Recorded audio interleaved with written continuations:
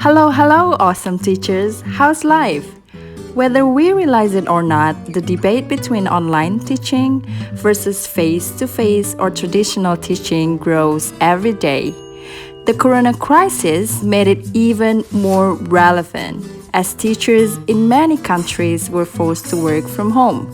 So, suddenly, all the teaching and learning activities had to take place online. But is online teaching really different from traditional teaching?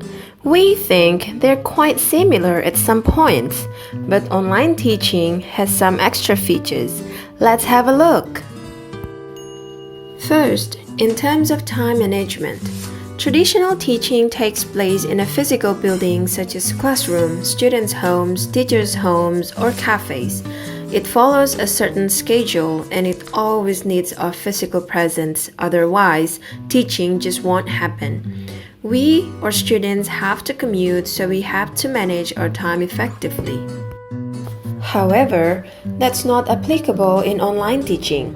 Online teaching might as well need a schedule, but it takes place over the internet. It can be done anywhere. And in some cases, it can be done anytime, so it's time efficient.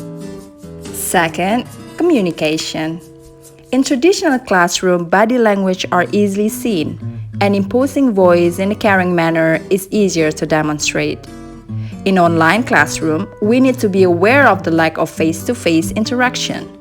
Therefore, it's important that we have more patience and empathy. Third, in terms of how we organize our teaching files, because as teachers, we need to always be well organized. However, when teaching online, we don't need to carry papers or folders. Instead, we need to organize our teaching files such as lesson plans, tasks, flashcards, audios, videos, and links to resources in a digital form, and store them somewhere so we can readily access them.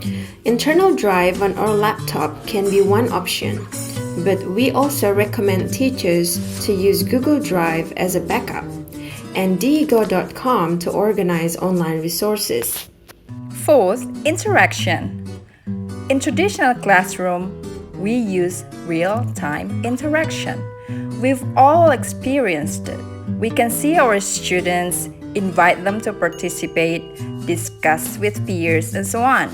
And we can evaluate students' works and check their understandings instantly. However, there are different modes of online teaching. Some are conducted through face-to-face online meeting in which we can interact with students that very moment. Some others are done through emails and learning platforms which allow teachers and students to exchange ideas, asking and responding to questions through writing. Using emails or e-learnings usually takes time, especially when we are teaching big groups of students. What about computer skills requirement? In traditional teaching, at least, teachers should know how to create slides on PowerPoint and make those slides interesting. In online teaching, teachers have to learn some essential skills to be able to teach effectively. Online teachers have to understand how to share materials online. They have to know how to use a webcam, how to record their lessons, and how to make the recordings available for students.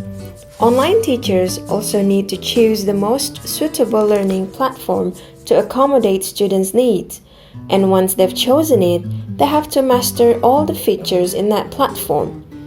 All these things might sound a bit complicated, but skills, just like any other skills, can be learned. And last but not least, technical issues. Traditional teaching has its own technical issues. For instance, projector suddenly doesn't work and we can't display our slides or videos or other things. But such issues can be resolved easily in that very moment. Technical issues are also common in online teaching. There are some technical problems a teacher needs to face in this type of teaching, simply because online teaching rely on devices and internet connection. Technical issues such as audio is not clear, videos are glitchy, and connection is unstable or even lost can occur before and during the class. These issues will cause inconvenience to us and our students. So, be ready to switch plan. And what remains the same? Despite some differences between online and traditional teaching, important concepts remain the same across all kinds of teaching. Teaching expectations and goal setting must be clear for learners. Quality interaction between students is the sign of a successful class. Instructional design is also important. Materials used in traditional teaching can also be used in online teaching. However, it's best to divide the materials into smaller chunks in online teaching, as we need to consider students' attention span in front of the screen. Yup, in fact, the average attention span online is just 8 seconds.